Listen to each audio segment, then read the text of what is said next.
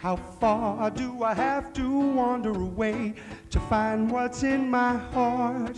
And how long will I have to search night and day to find my missing part? I spent my life in smoky places filled with nameless, meaningless faces. Give me something familiar, something I can hold on to. Whoa, whoa, I need something familiar.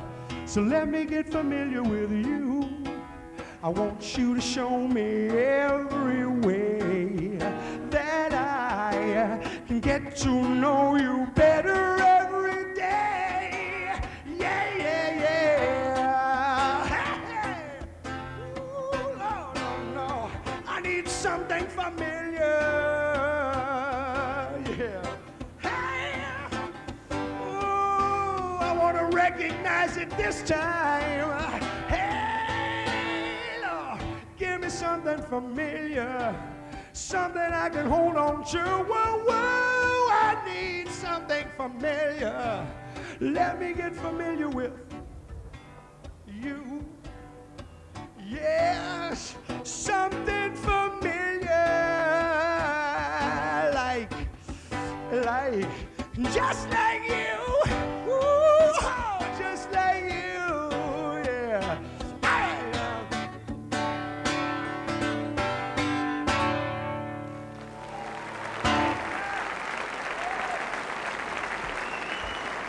Stuart Cameron, 102.6 And tonight in Oxford at the Apollo Theatre, Dennis Locorriere is in town, and if you're not familiar with the name, you'll certainly be familiar with the voice, because he was the lead singer with Dr. Hook. Dennis, welcome to Oxford. It's nice to be here. I'm always here on a Sunday, though, Stuart. I don't know what it is. Everything's closed except me. I come to Oxford and I say, what's going on? And they say, well, unfortunately, you are. So I don't get to see it. I get to walk around, but I don't ever get to go any place that's open. Now, Dr. Hook has been split up since 1985, so what have you been doing since then? Well, you know, I was on the road so long with Dr. Hook. I mean, you know, I've told you before, like 16 years for 300 days a year. So when it stopped, I mean, I needed a year or so just to get over it, just to sit in one place and get my mail in the proper order and just, you know, try to have a life. And it took me a few years of just doing really nothing, you know, writing songs and not going on the road and stuff, just to calm down. But since I've done a little bit of acting and a lot of songwriting, and all of it's kind of made me want to get back into this. So here I am again. And you're back with just you and a guitar. Why take that form? Well, first of all, the play, I did a play last year that Shel Silverstein wrote, and it was a one-man play, and I got used to being on stage alone. And I was an only child, so I was used to, whenever I played a game, I knew how it was going to end. So it's the same thing. To tell you the truth, I thought being alone on stage with a guitar was going to be kind of limiting. But actually, it frees me up to do just about anything I want, because if somebody in the audience shouts out a song, I don't have to check with the rest of the band and orchestra. I can just go right into it. So it's been a good experience. Also, I thought as simple as possible this time, since I always was on the road with 7 guys and a big road crew. I just thought to make it as simple. I could have made it any easier without not showing up at all. So what about the audience? What are they going to expect tonight? Well, I don't want them to expect anything. I want to surprise them a lot, you know. The one thing they can expect is, you know, I'm going to sing a lot of the old songs. I've reckoned with that now. I kind of shied away from the old songs in the last few years whenever I did any kind of gigs, because I got the feeling that was, you know, pushing that too much. That could be all I was. So I didn't concentrate on those too much. But I've reckoned with them, and there's a little part in the show where I even ask people what they want to play, and I like when they call out songs that, you know, tax my memory. I stand there and say, ooh, do I remember this? You know, so that's good. So it'll be a little bit of the old stuff, and certainly a lot of the new stuff, because that's my future, you know, because without that, I'm just an oldies act, and I certainly didn't want to come back and spend the rest of my life reminding you who I used to be. It just didn't seem worth it.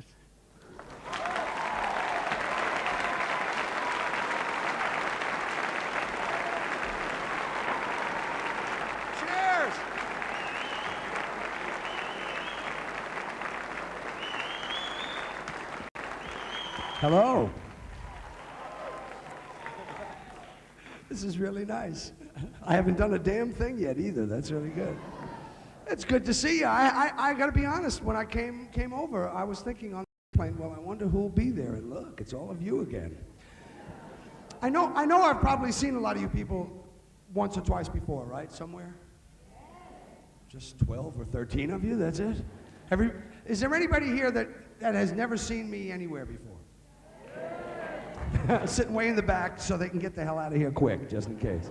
What brought you in here? You thought this was My Fair Lady or something? What?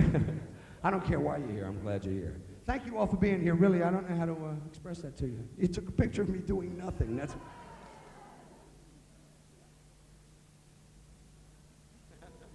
So I bet. Excuse me? Guy's got requests already, you know what I mean? Isn't that amazing? I just walked out here, the guy's, come on! You're not doing anything I like. I bet you a couple of you are wondering where the hell I've been. Well, no, not in the pub. I'll try to answer some of those questions as the evening goes on.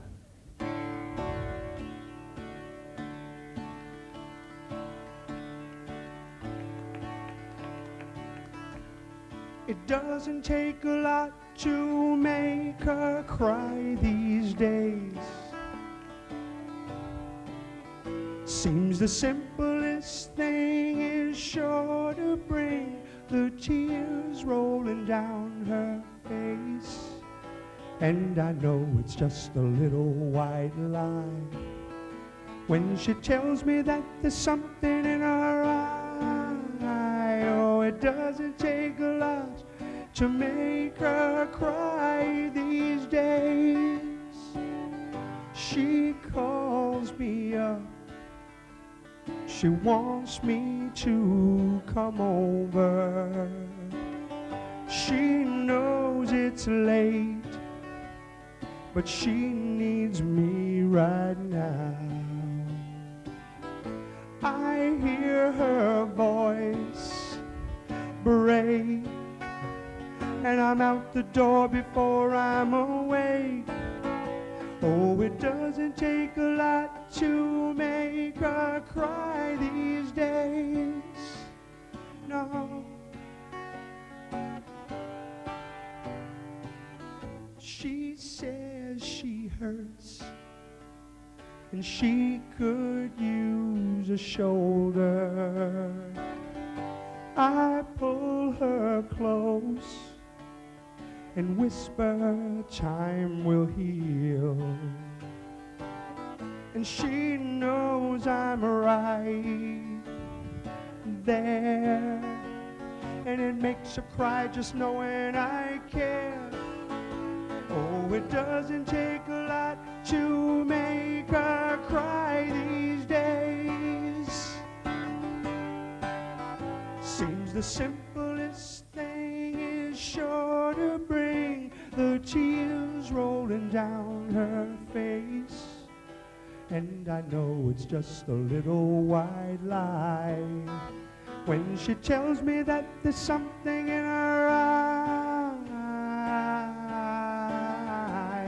It doesn't take a lot to make her cry. Oh, it doesn't take a lot to make her cry. No, it doesn't take a lot to make her cry these days. No. Oh.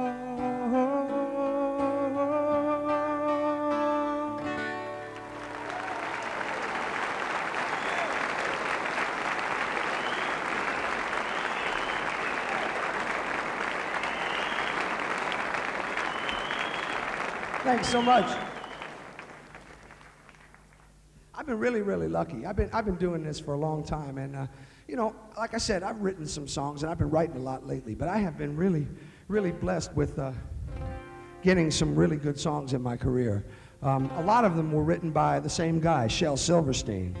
You might know Shel's name, and I think Shel was so important to me because as a real young, you know, new singer, Shel didn't only give me things to sing; he gave me things to say. And this is one of my favorite songs ever that I ever got to sing. The morning sun touched gently on the eyes of Lucy Jordan in her white suburban bedroom.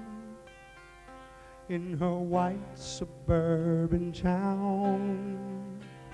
As she lay there neath the covers, dreaming of 1,000 lovers, till the world turned to orange and the room went spinning round. At the age of 37, she realized she'd never ride through Paris in a sports car with the warm wind in her hair.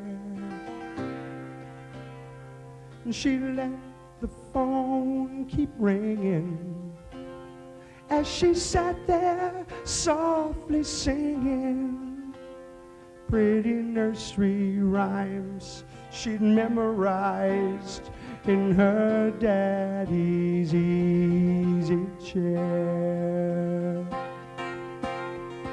Her husband, he was off to work, and the kids were off to school. And there were oh so many ways for her to spend her day. She could clean the house for hours, or rearrange the flowers, or run naked down the shady street, screaming all the way. At the age of 37, she realized she'd never ride through Paris in a sports car with the warm wind in her hair. And she let that phone keep ringing as she sat there softly singing pretty nursery rhymes she'd memorized in her daddy's easy chair.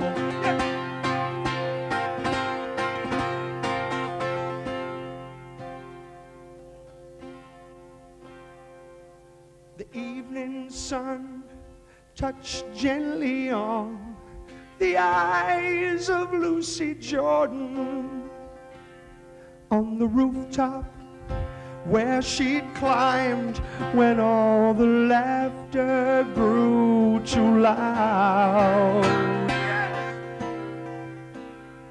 And she bowed and curtsied to the man who reached and offered her his hand and led her down to the long white car that waited past the crowd. Yes, at the age of 37, she knew she'd found forever as they rode along through Paris with the warm wind in her hair.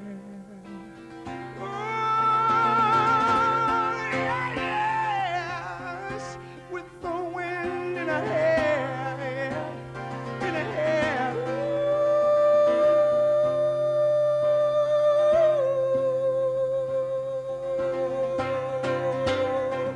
Yeah.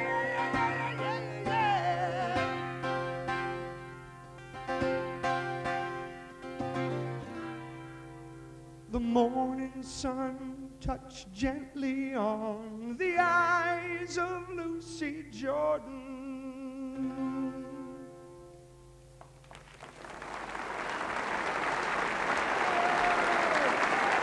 So why did Dr. Hook come to an end in the first place? Well, you know, I mean, after 16 years, I mean, about 2 years before we actually broke up, I was really starting to question whether I wanted to go on with it. But, you know, there were a lot of people involved. There was a 7-piece band, and there was a 5 or 6 man road crew, and everybody's families. And I always got the feeling, you know, if I just walked away from this I would be ending everybody's life as they knew it, you know. And I don't know that I didn't know that I could handle the responsibility for that. But one day I just kind of gingerly brought the prospect up to everybody, and they went, "Oh yeah, why wouldn't you like to go home?" You know. So I thought, oh, well, see, I was doing these guys a disservice, you know, because everybody really did put in their time, and we wanted to know what life after Dr. Hook would be like. So we actually did our last official major tour, you know, of our yearly world tours in 1984, and then in 1985 we decided to come back to the UK and say goodbye, do a farewell tour, because we thought it would be proper rather than just hanging up the phone on somebody, you know.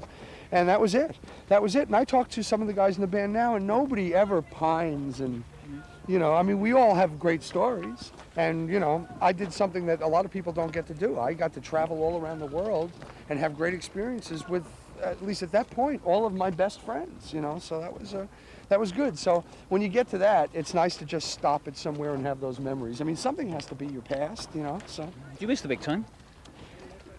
No, it's really relative. I mean, it's really relative. Now, you know, I mean, now I come over here, and instead of staying at, you know, big giant hotels, I stay in hotels like, you know, as long as there's a bed and a sink in the room. I really, really don't. As a matter of fact, some of the big time was a pain in the ass, you know, and you get used to it. You get used to it going wherever it's going to go. You really do. But see, this is another reason when I stopped.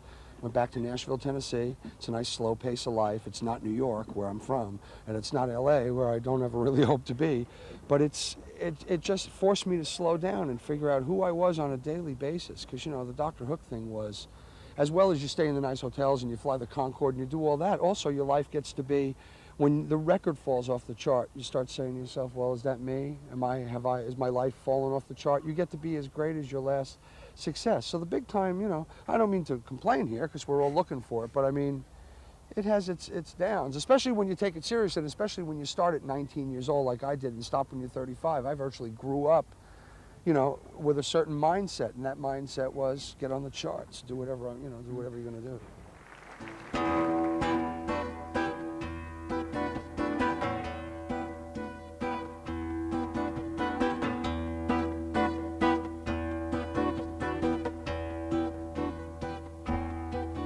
With my $1 million smile, I'm dressed for success.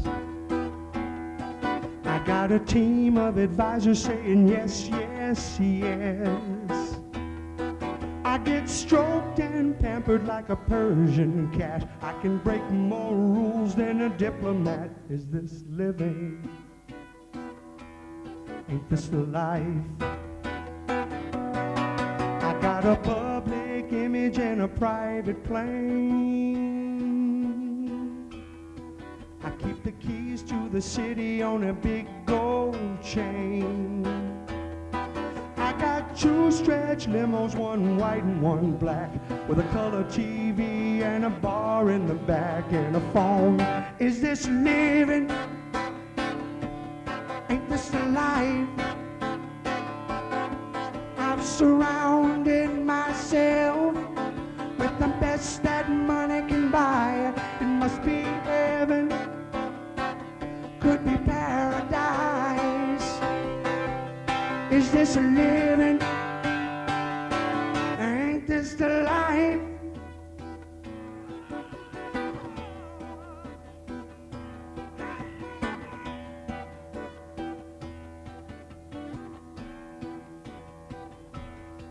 I own a castle on an island in the middle of the sea. I go sailing with the guy who owns the New York Yankees. And I see my family every day, smiling and happy in that picture frame on my desk. Is this living?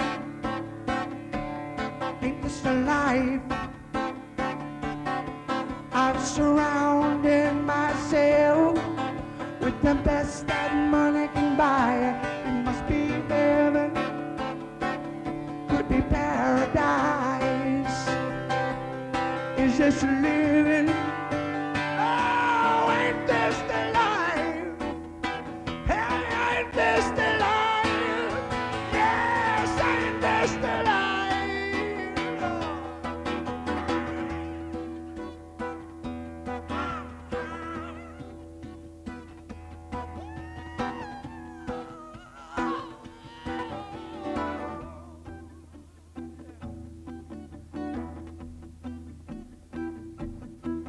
and everything looks sunny from my tower in the clouds. How could I be happier for crying out loud? Is this living? Ain't this the life lived? Hey, is this living? Lord, ain't this the life? Hey, ain't this the life? Ain't this the life? Yes, ain't this the life?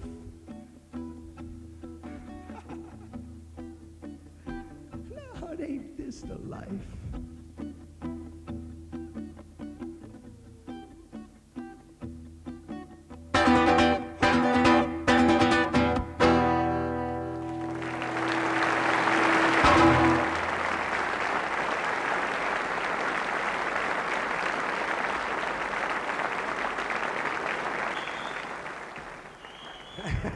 Thanks a lot. This woman is a police whistle, I think. I have a son who's he just turned 20 a few months ago, and he a couple of years ago, maybe about a year and a half ago, he came to me one day and he said, "You know what song I like that you did, Dad?" And he named the song that I'm going to sing now. And quite honestly, I didn't think he paid any attention to anything I did, but you know, and maybe he didn't while I was doing it. But when he got a little older, he went back, and it was nice. I asked him a couple other things, but I was really surprised he liked this song, and a lot of people request this. So I'm going to play it for you. It's another Shel Silverstein song.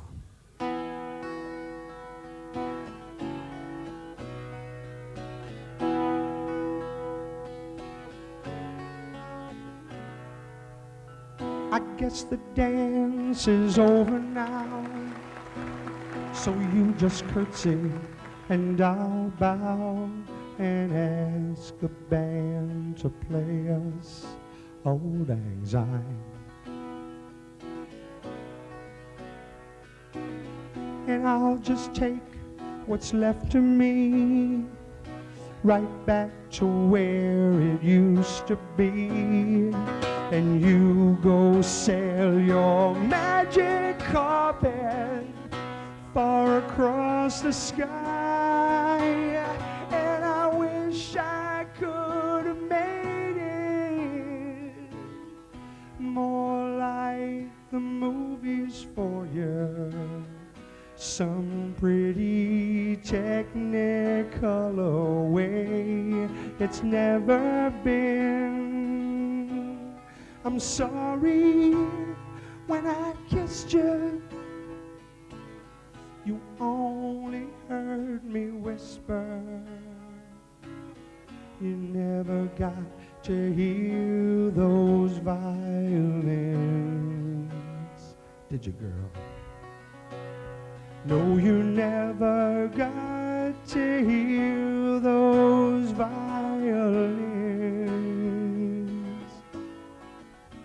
No.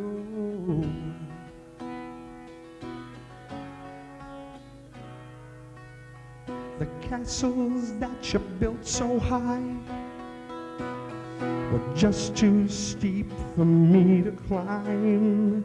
And I guess these dirty streets of mine were just too rough for you. I wish I could have helped you see just one of your sweet childhood dreams. But though I tried, I could not make not one of them come true. And I wish I could have made it more like the movies for you. Some pretty technicolor way it's never been. I'm sorry when I kissed you, you only heard me whisper. You never got to hear those violins, did you, girl? No, you never got to hear those violins. Oh, I'm sorry I kissed you, that you only heard me whisper. You never got to hear those violins.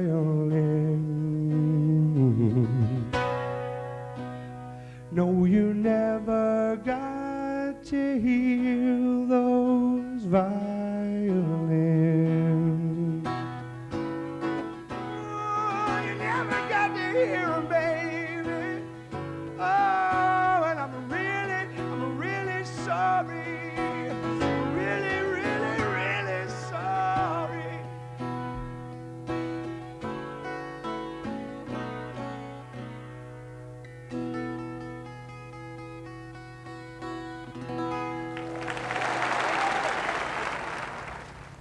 So what about the memories of Dr. Hook? Because you got up to a few funny things in your time with the band, didn't you? Let's be honest. Yeah, no. You know, again, when you're together every day like we were, you know, and when you're friends, you think of things to make it interesting for yourself. I mean, as well as the audience, you know. I even think that now. I think my job is kind of like to make it interesting for myself every day, you know. But yeah, we did things like open for ourselves, you know, play our own support act, dress in funny clothes, play each other's instruments, and go out on stage and do bad R&B music until they hopefully yelled for Dr. Hook. You know, I guess the worst thing that could have happened was they liked that band better, but but we did things like that. We did a couple of things in Scandinavia because we'd always heard Scandinavia was real loose morally, which turned out not to be true at all. It's just something they tell you in America, so you'll go to Scandinavia, I guess. But we did a couple of encores in the All Together, you know, come out, and which was good for me because I was playing guitar, so it didn't matter, you know, it was okay. But we used to do things not so much to shock people, but because when you did a tour like that, you wanted them to go away from that show knowing that if they came back the next year, they couldn't be sure what they were going to get. And I like that, you know what I mean? I'd like to try to do that now. I'd like people to not be quite sure when Dennis Locorriere comes back exactly what he will be doing. Maybe it'll be me in a guitar, maybe it'll be me in an orchestra, maybe it'll be me doing one of Shell's acting things, you know, one of his plays or something like that. So I'd like to do that. But yeah, it's more keeping it interesting for yourself, because if you do that, then it's usually interesting for the audience. You know? Well, the million-dollar question, talking about Dr. Hook, will the band ever get back together again, do you think? I seriously doubt it. I seriously doubt it. Talking to the members that I do talk to, and you know, everybody, you know, I'm going to be 42 years old in a month, and I was the youngest guy in the band. You know what I mean? So everybody is kind of happy having the life they have now. Everybody feels like they gave it a good shot. And you know how that nostalgia stuff goes. I mean, if we all called each other pining and crying, saying, oh, I miss it, I miss it, I miss it, we'd do it 2 weeks later, we'd be going, why the hell did we do this? You know, because we've done everything there is for this bunch of guys to do, I think, you know. And right now, I think the old Polaroids are more fun to look at than to try to go forward and do it, which is why we never recorded again. That's why we never went ahead and got another record deal, because we figured if we went and got another record deal, that's maybe 3 albums worth, and we'd be on the road for another 10 years. So I like calling these guys and talking to them more than I think I'd like being on the road with everybody again.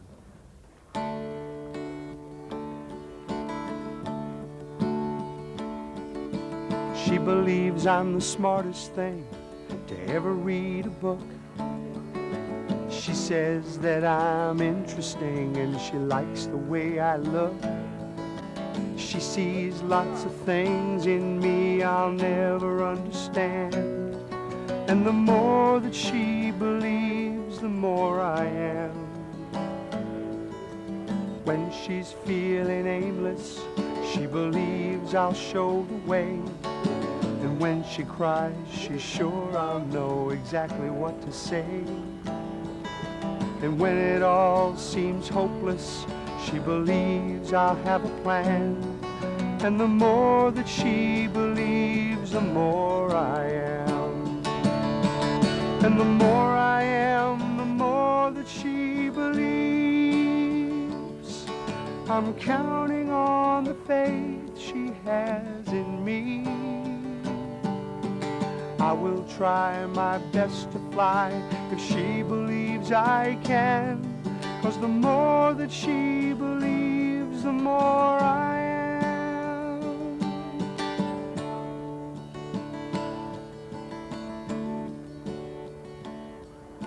She believes I'll be faithful. She knows I'd never lie. She says that we'll be together till the day we die. She believes that I love her, and I will my whole life through. And the more that she believes, the more I do. And the more I do, the more that she believes. I'm counting on the love she has for me. I will try my best to fly if she believes I can. 'Cause the more that she believes, the more I am. Yes, the more that she believes, the more I am.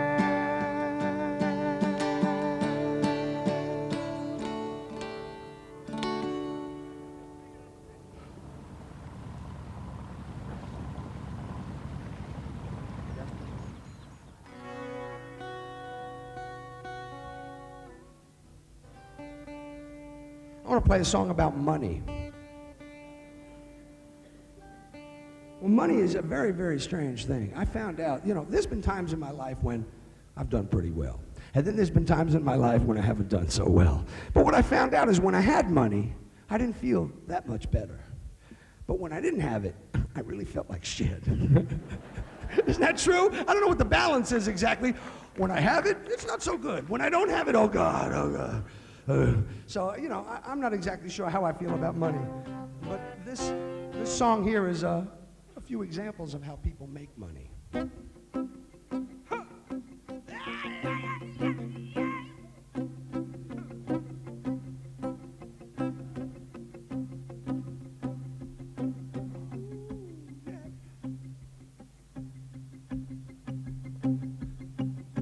There's a young man riding in a New York taxi, looking for the easy way home. A 38 caliber snub-nosed maxi, riding in his pocket with his keys in his comb. A tool of business, ain't nothing personal. He's got to pay his damn college tuition. And if he don't take it, he'll never make it. And what's a man without a little ambition? So he says, driver, step on your brakes. I'm armed and I'm ready to make some mistakes. Somebody told him that's all it takes. That's all it takes to make money. That's all it takes. That's all it takes. That's all it takes. Hey, that's all it takes to make money.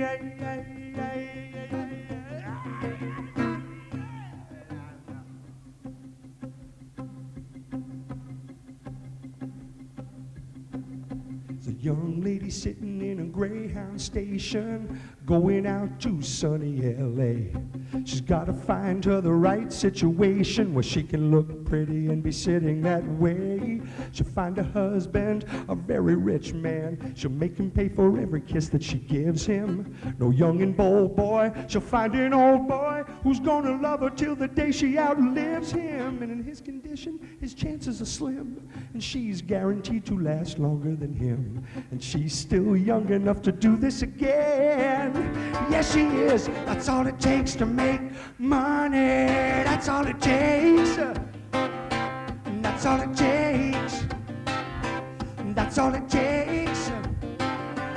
That's all it takes to make money. That's all it takes. That's all it takes. That's all it takes. That's all it takes to make money. And it really doesn't matter what you do to get the bread, by stepping on somebody's toes or standing on your head.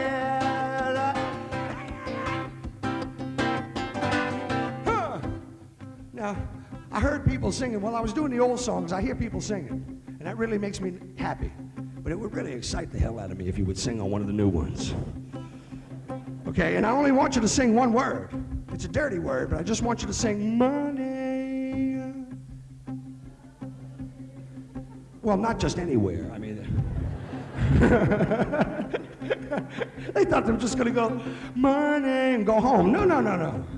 There's a rhythm here. Huh. You know where it goes. It says, that's all it takes. That's all it takes. That's all it takes. That's all it takes to make. Right, that's all it takes. That's all it takes. That's all it takes. That's all it takes to make. Right, that's all it takes.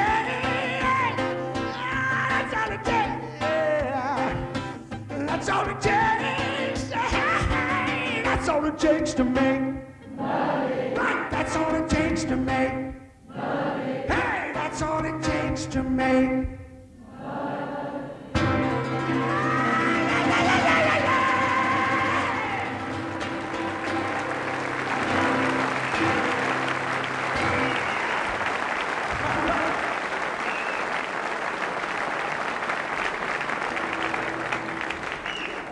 I mean, sing up. Let's face it, you are the band, you know what I mean? This is it. When I was on the road, I went on the road when I was, look at this, I just realized I can shine this on you. Well, that's great. It's like having an ever-ready torch here, right? I can see people. All right, how you doing, man? Thanks for coming tonight. Are you alone, or is she with you? That's great. I could pick on people now. I was on the road for 300 days a year for a long time, 15, 16 years. And when I went on the road, I was like 19 years old, and it was just great. And when I came off, I was 35, and it was a little less than great. Because, you know, well, I'll tell you what, being on the road is like running away with the circus. You don't really grow up, you know what I mean? Because you only have one responsibility, and that's the show. I mean, there's radio shows and things like that. But, you know, you might talk to Gloria Honeyford or something, if you're lucky. And, well, it's true.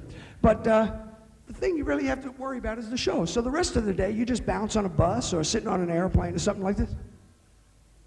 When's the show? When exactly is the show? I mean, because that's what you do, you know. But when I came off the road, when I just stopped and came off and tried to live a semi-normal life, I realized that there's lots of things that goes on. First of all, if you sit in one place long enough, people call you on the phone.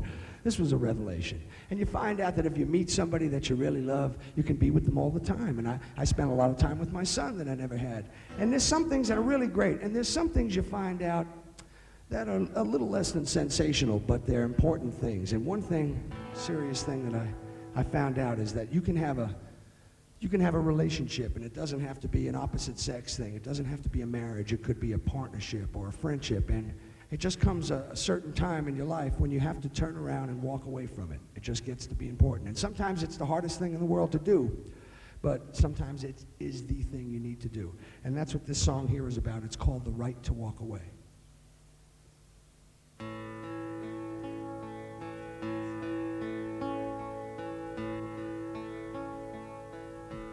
I know you've been hurt, burned by the fire. Still you held on right down to the wire. If it was so wrong, why did you stay? When you've always had the right to walk away. I understand that you have your doubts, 'cause when you fall in love too deep, it's hard to climb out. But now you have your freedom. There's no more to pay. You've earned the right to walk away. Walk right away from the one who's been breaking your heart. But don't walk away from the one chance to make a new start.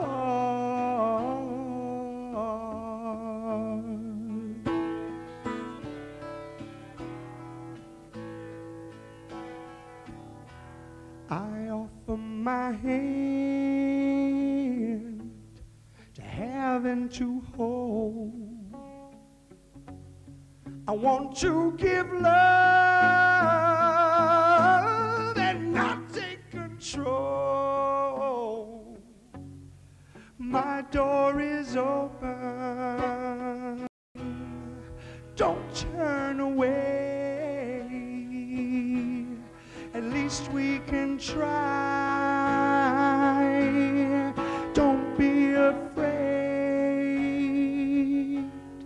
We might last a lifetime or only one day. But you'll always have the right. You'll always have the right. You'll always have the right to walk away. You'll have the right to walk away. And you'll always have the right to walk away.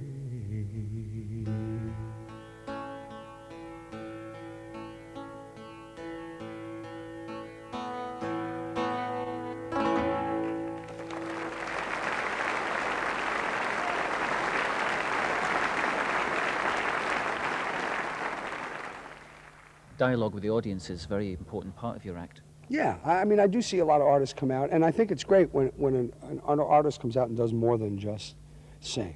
You know, because I've seen bands and singers lots of times where, even though the show is real impressive, when they say goodnight and walk off the show, you know, off the stage, I always feel like I'm still going, that was great, but who was that? You know, and I guess people give whatever they can give, but for me, I find it a whole lot more rewarding if I come out and just open up a dialogue with the audience, and then they tell me whatever they want me to know too, because that's what makes the crowd different every night. And you know, if you're going to do it 300 days a year, you better be looking for ways to make it different each night, you know. And little things that happen from the audience, I mean, I remember that. This happened in Oxford, this happened somewhere else, you know. So it's not totally selfless. It's not like I'm coming out here and I think this would be the most entertaining thing for the audience, because it's also the most entertaining thing for me, you know. And again, if I'm going to get back into this, let's make it entertaining for all of us. Everybody can help me on this. Obviously, I need it.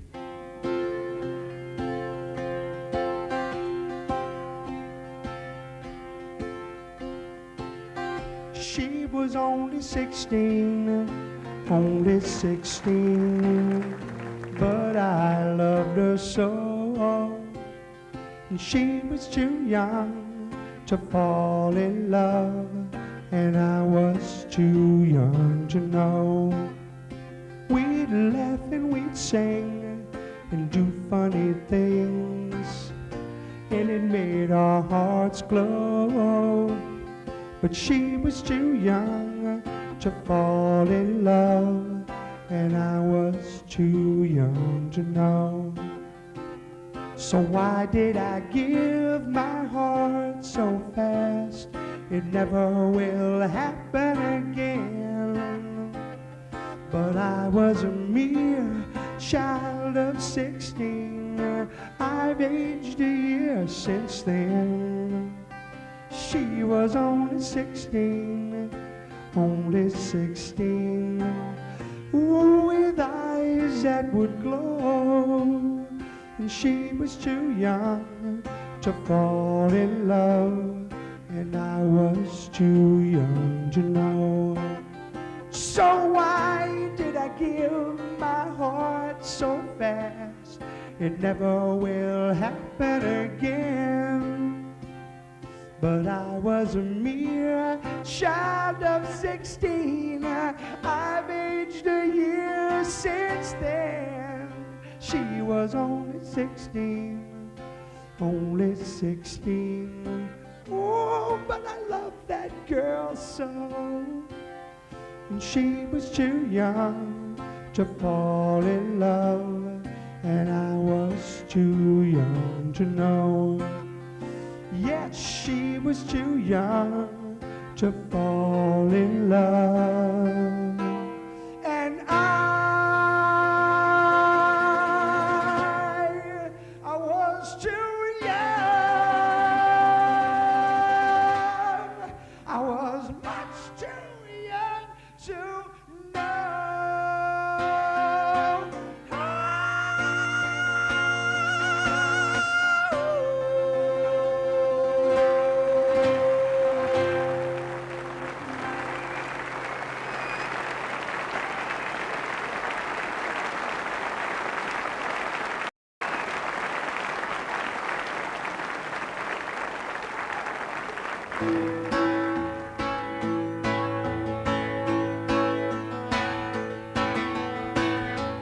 Another one you can help me with. Well, we're big rock singers, we got golden fingers, and we're loved everywhere we go.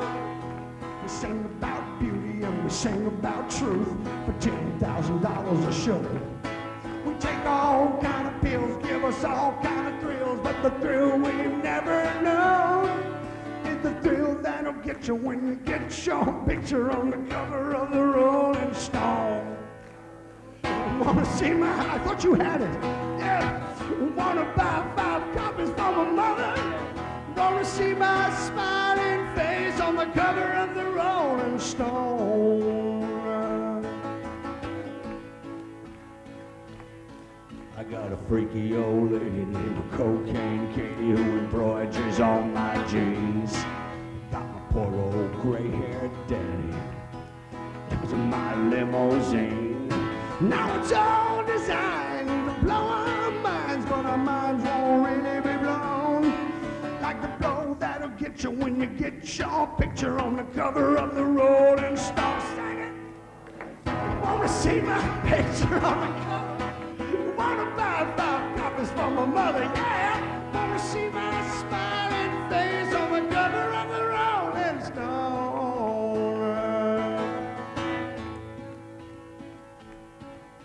Oh, it all sort of just petered out there. Just gonna...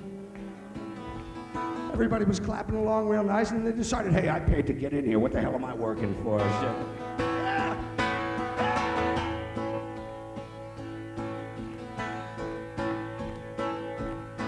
We got a lot of little blue-eyed teenage groupies who do anything we say. We got a genuine Indian guru teaching us a better way. We got all the friends money can buy, so we never have to be alone. And we keep getting richer, but we can't get our picture on the cover of the Rolling Stone. Wanna see my picture on the cover? Wanna buy 5 copies for my mother? Wanna see my smiling face on the cover of the Rolling Stone? Said the cover of the Rolling. Wanna see my picture on the cover? Wanna buy 5 copies for your mother? Wanna see my smiling face on the cover of the Rolling? See the cover of the Rolling, on the cover of the Rolling Stone.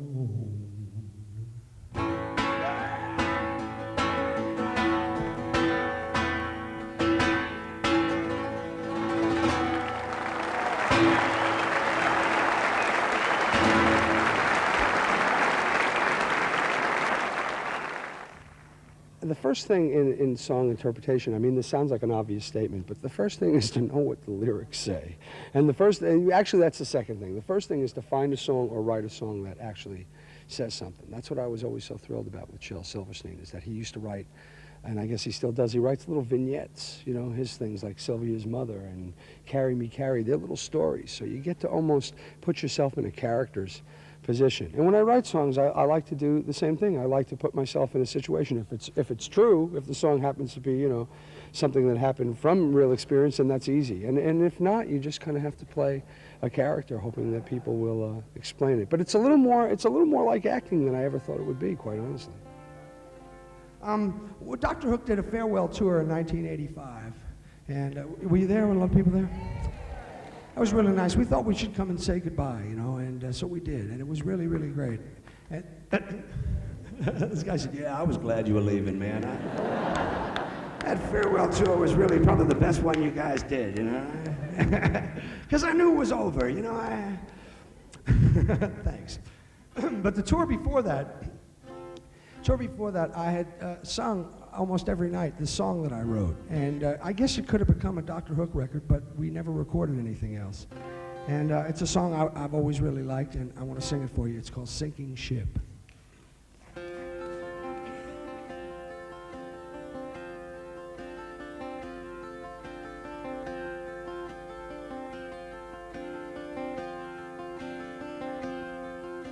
Sinking ship, We're about as buoyant as a sinking ship.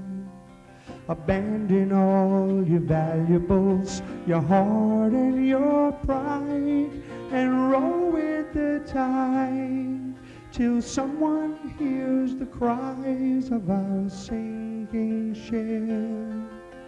Nothing's gonna save her, it's a final trip. So let's get on the radio and signal our distress. Let's send an SOS, say we never saw the iceberg, just the tip. But we hit it hard and it tore this hole in me and you. Now we're sinking fast and there is nothing we can do. We don't even have each other now to hold on to. But I'm not blaming you for our sinking ship. Who will be the captain of a sinking ship? The one who rides the wreckage to the cold ocean floor, while the other one swims ashore. Should we fight it out or give the coin a flip?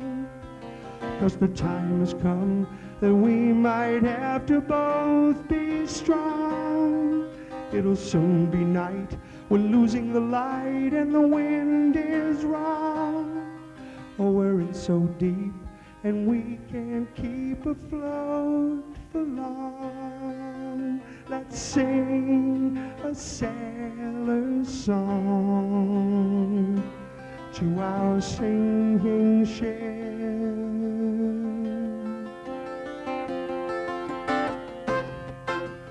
Da da dum dum dum, da da dum dum dum, da da da da.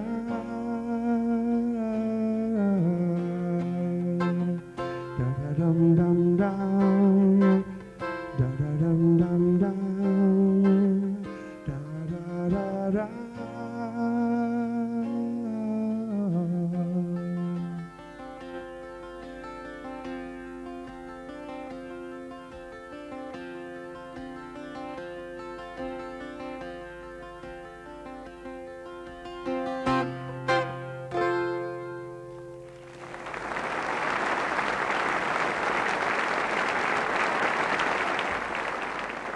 A Little Bit More was a song written by a guy named Bobby Gosh. And Shel Silverstein, who wrote a lot of our early songs, didn't write that one, but he found this on an album in a flea market or something, you know, like a cut-rate album, and he played it for us one day. It was like, I think the song was like side 2, third track or something. And Shel said, you see, when something's good, it doesn't have to be number one. It doesn't have to be anything for it to really be good. Here's a great song. And we thought, yeah, that is a good song. And probably about 6 months later, and this is no lie, somebody at a record company said, you want to hear a great song?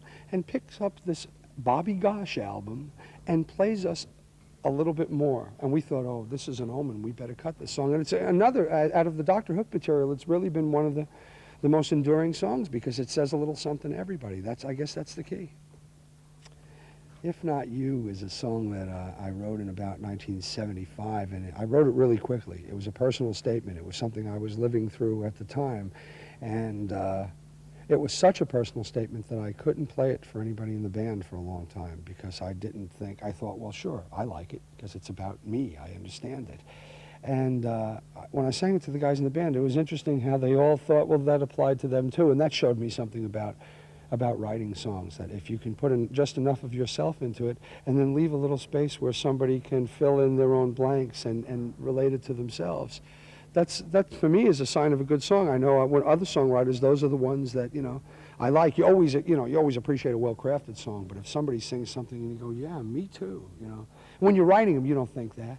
When you're sitting writing a song, you don't think, oh, this will be great, this will affect people all over the world. You really don't do that. You try to come up with a nice melody, you try to rhyme, you try to make the song, you know, a well-written song, but you never know till you walk out on the stage and sing something. I'm finding out that a lot of these songs I've written now in the context of this show are actually saying things about me. But as you write them one at a time, it's like, okay, I've written 10 songs. And then one day you look at them and you think, hell, this is a musical.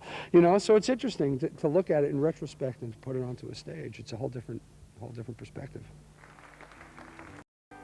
When your body's had enough of me and I'm laying flat out on the floor, when you think I've loved you all I can, I'm gonna love you a little bit more. Come on over here and lay by my side. I've got to be touching you. Let me rub your tired shoulders the way I used to do. Look into my eyes and give me that smile, the one that always turns me on. And let me take your hair down, 'cause we're staying up to greet the sun. And when your body's had enough of me and I'm laying flat out on the floor, when you think I've loved you all I can, I'm gonna love you a little bit more.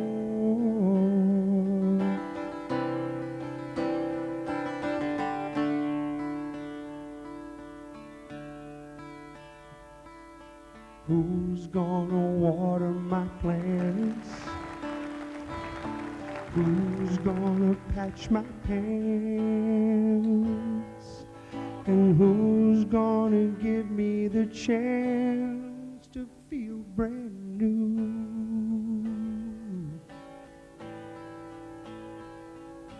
Who's gonna iron my shirts? And who's gonna kiss where it hurts?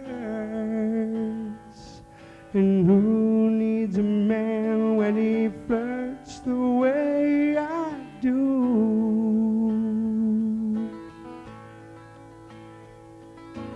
Ooh, if not you.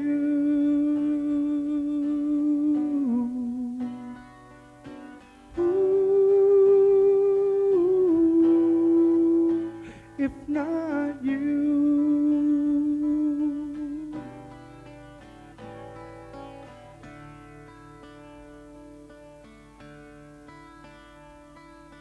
Who's gonna wake me on time? Who'll smile and say I look fine? And who's gonna stay on my mind the whole day through?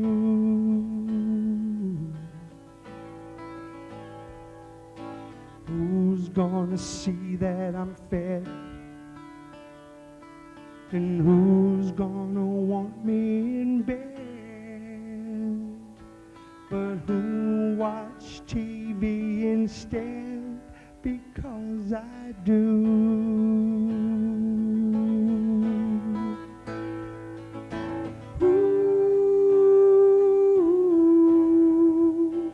If not you.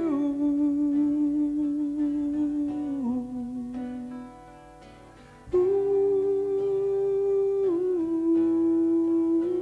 if not you. Oh, tell me.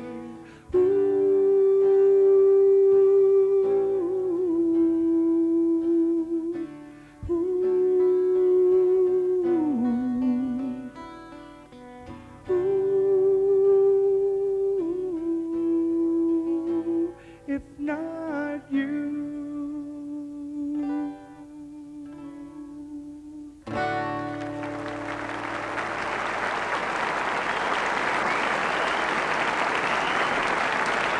Oxford, I mean that. You never let me down.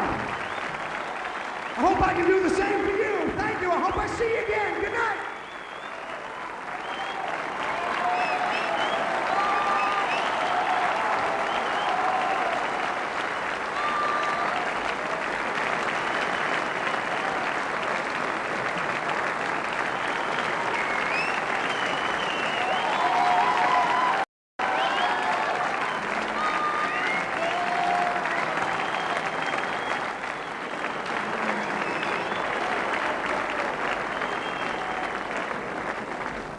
Let me be honest, there's no place to go back there anyway, you know?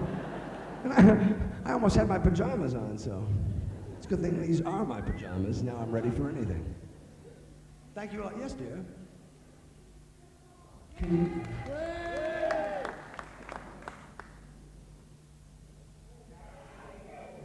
Queen of the Silver Dollar, eh? If I remember right, there was horns in that. You're in the front row. Excuse me? You're in the front row.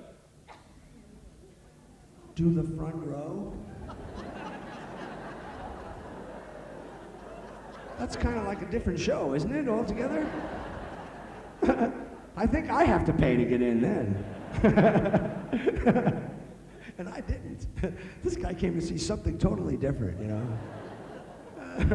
That's good. Is that why you didn't sit in the front row? Because you heard that's what I do? Really interesting. The guy said, well, I'll sit back here. I'd rather kind of watch, I think. Queen of the Silver Dollar. Gee, I mean, that had horns in it and everything. Do you want to hear that one too? Okay, shit. While I'm doing horn songs, maybe I do a little something by Blood, Sweat, and Tears. Hey, what goes up? Can I get any other? Is there any water back there? Is there any water? This is really, these theaters are great, you know? These theaters are really, really great because there's always a stage manager back here looking so nice and stuff in a tux, you know? And I'm sure he sees all the shows. I know he's back there thinking, you know, looking at me and saying, well, that's pretty good, but it's not the Taming of the Shrew, you know what I mean? It could be something else. Is there any water? I'll just drink it. Is there any water in these flowers you gave me? I could just drink this here urine sample. I'm opening this sucker. I'm gonna see what it is, folks. You'll get to see what I got here. La la la la. I'll keep the. She's pissed off at me now. Careful. Did you write that card?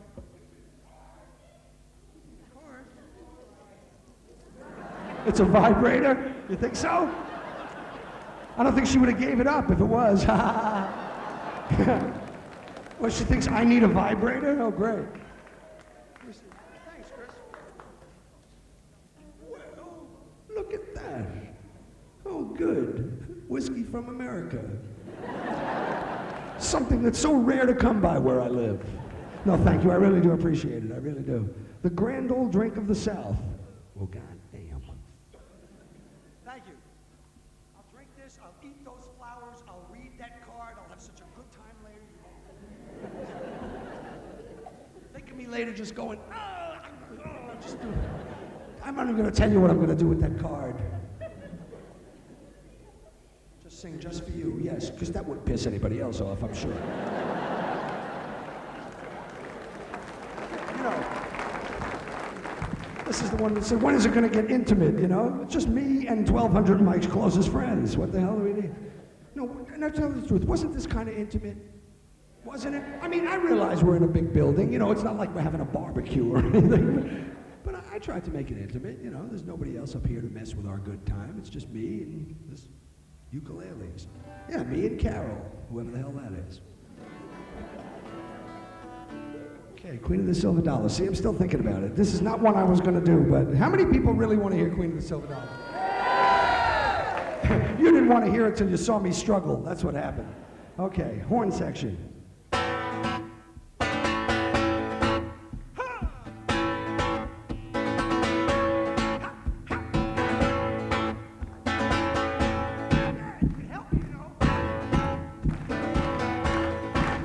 She arrives in all her splendor every night at 9 o'clock.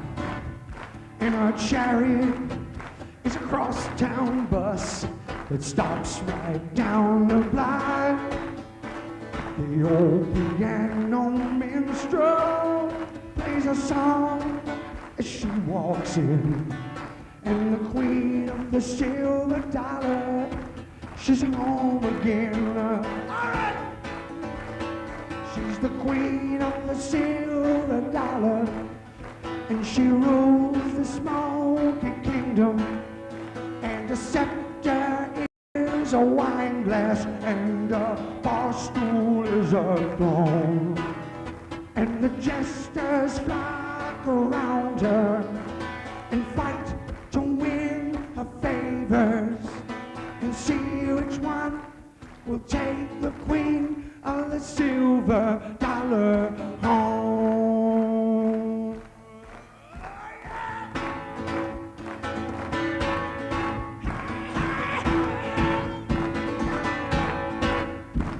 Her royal gown is a satin dress that's stained and slightly torn, and her sparkling jewels are rhinestones, and her shoes are scuffed and worn from the many road she's traveled and the wondrous sight she's seen. And I watch her and I pray, God save the queen. Hey, hey! She's the queen of the silver dollar, and she rules the smoky kingdom. And a scepter is a wine glass, and a bar stool is a throne. And the jesters fly around her and fight to win her favors, and see which one will take the queen of the silver dollar home.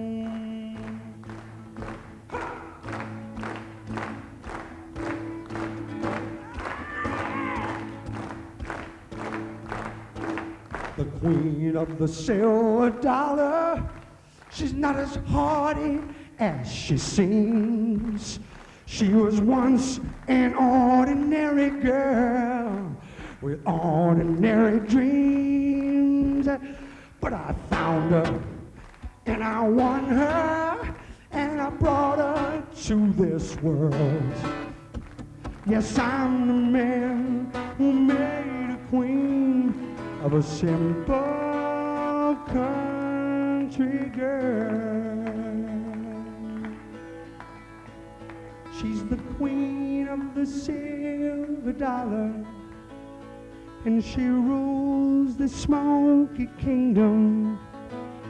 And a scepter is a wine glass, and a bar stool is a throne. And the jesters flock around her, and they fight to win her favors, and see which one will take the queen of the silver dollar.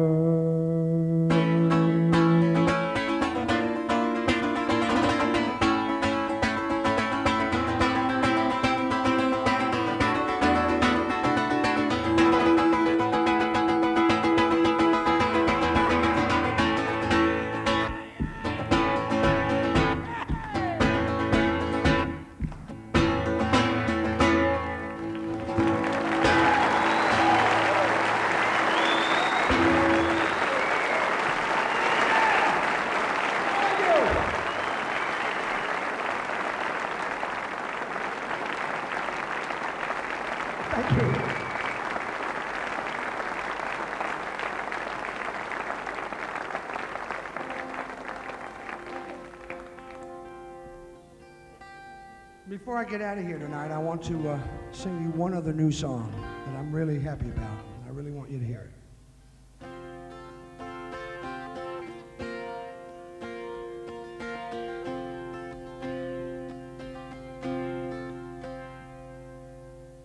I'm not one for making fancy speeches.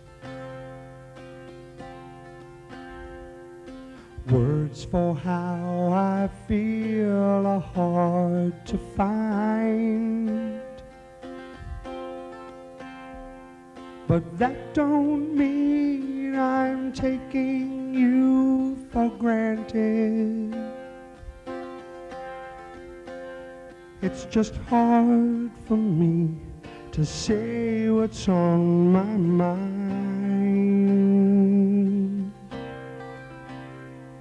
But right off the top of my head, I'd say I love you. And from the bottom of my heart, I swear it's true. Sometimes the words get hung between my heart and the tip of my tongue, but I meant every single word I said, right off the top of my head.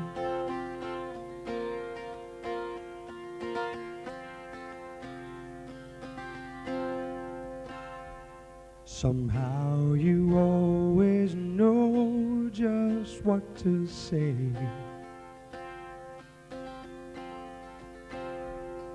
To let me know what you have in your heart.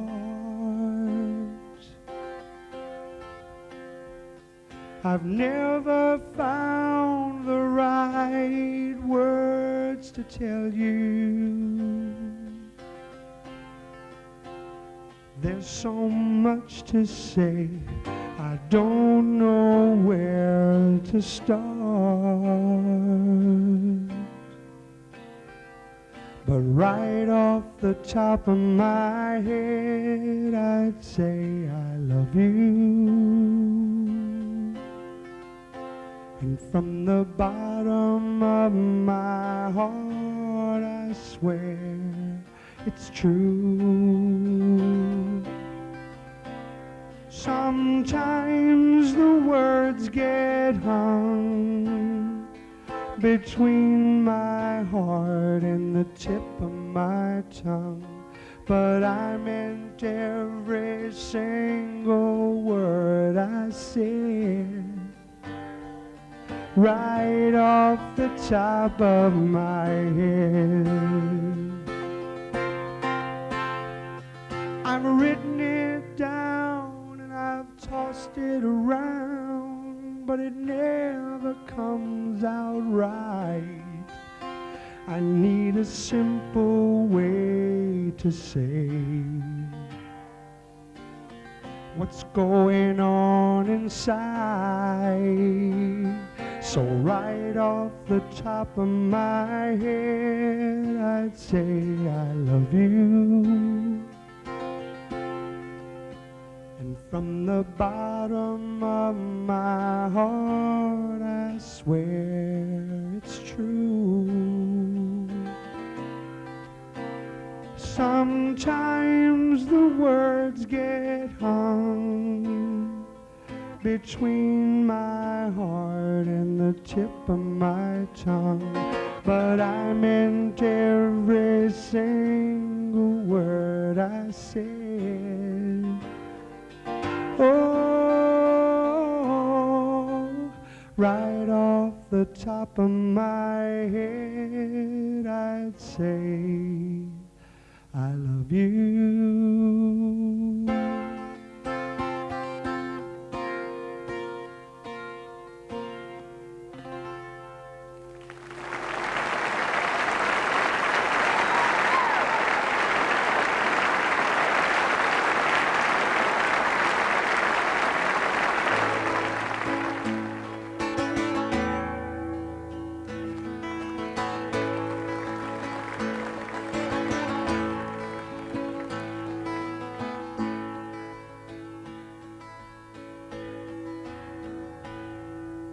Sylvia's mother says Sylvia's busy, too busy to come to the phone.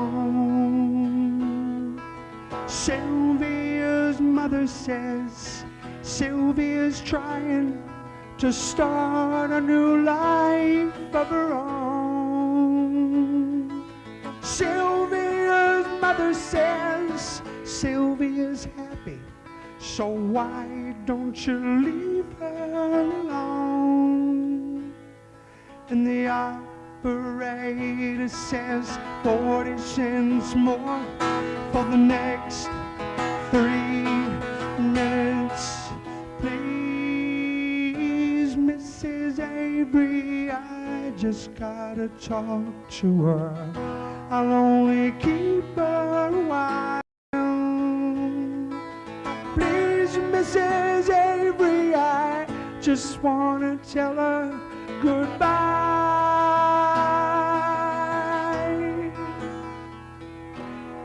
Sylvia's mother says Sylvia's packing. She's gonna be leaving today. Sylvia's mother says Sylvia's marrying a fella down Galveston Way. And Sylvia's mother says, please don't say nothing to make her start crying and stay. And the operator says 40 cents more for the next 3 minutes. Please, Mrs. Avery, I just gotta talk to her. I'll only keep her a while. Please, Mrs. Avery, I just wanna tell her goodbye.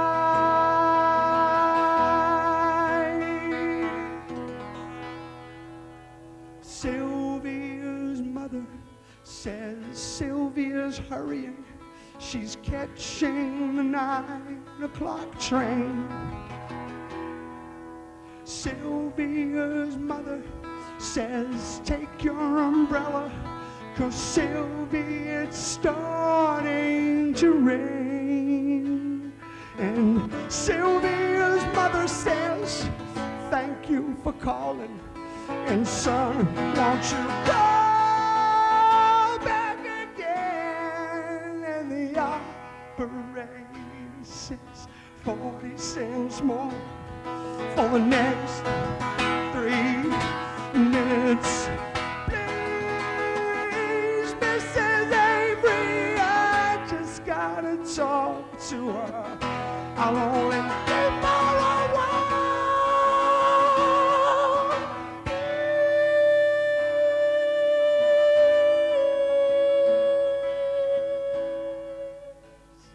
Tell her goodbye. Goodbye.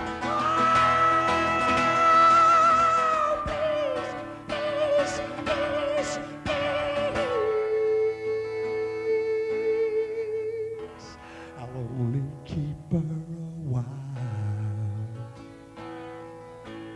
Please, oh please, tell her goodbye. Tell her goodbye for me.